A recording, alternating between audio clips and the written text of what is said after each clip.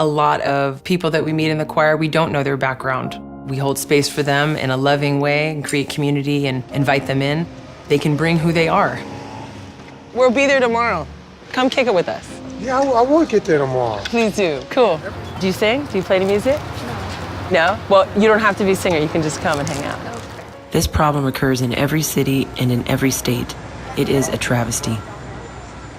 Steph and I are not social workers. We're not therapists. We are able to connect through time, through music.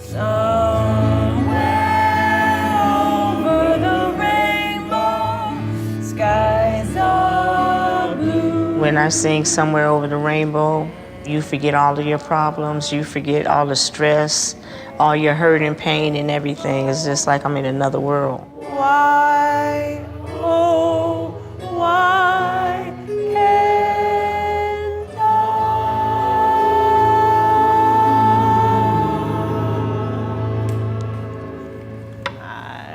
I was a registered nurse and I worked with disabled kids. And I lost my sight, and all of a sudden, I'm forced to live on an income of $900 a month. And a one-bedroom will cost you that, and you have to have double your income, and how are you gonna have double your income on a fixed income? We were one paycheck away from literally being homeless, and I suffered a stroke, and I was living in the street. It is really hard to help folks that are experiencing homelessness because it isn't just one issue that got them there. The choir has just been life-changing for me. It's been healing, and it's been the most family I've ever encountered in my life because they love me like my family never did. My mother died at the age of 23, my age, from a drug overdose. She was never able to take care of me. My dad was very, very abusive. He would beat us pretty bad, and I was abused in other ways that I'd rather not talk about. It just caught up to me. I had really bad PTSD, anxiety, and depression. I ended up alone. I ended up on the streets. I have a master's in business administration. I started a production company. I was the victim of a hate crime. That was really the beginning of a difficult time for me. I cocooned in my house, and I self-medicated. I used ecstasy and methamphetamine. living on the streets. I've been attacked. This is an ice pick that went into the muscle, and this is a knife.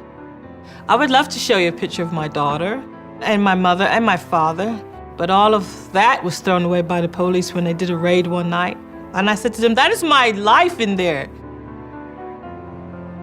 I was crying because I knew what was going to happen to all our belongings.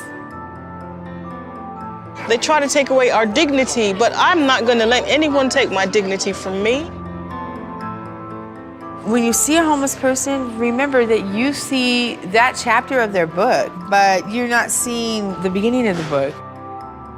Just be kind. You never know. That could be you that ends up on the streets. These are people who can't get out of the situation, but we can tell their story and they tell their own story, and then they move forward. I've conquered my past. The future's here at last. I stand at the entrance to a new world I can see. The choir means really everything to me. I see a movement that I'm a part of to care for your fellow man a little more. Many strangers Who would have thought you could start a choir and that, like, through music, you could, like, really accomplish something like that? The voices of our city choir are being heard. I am a voice, and I will be heard.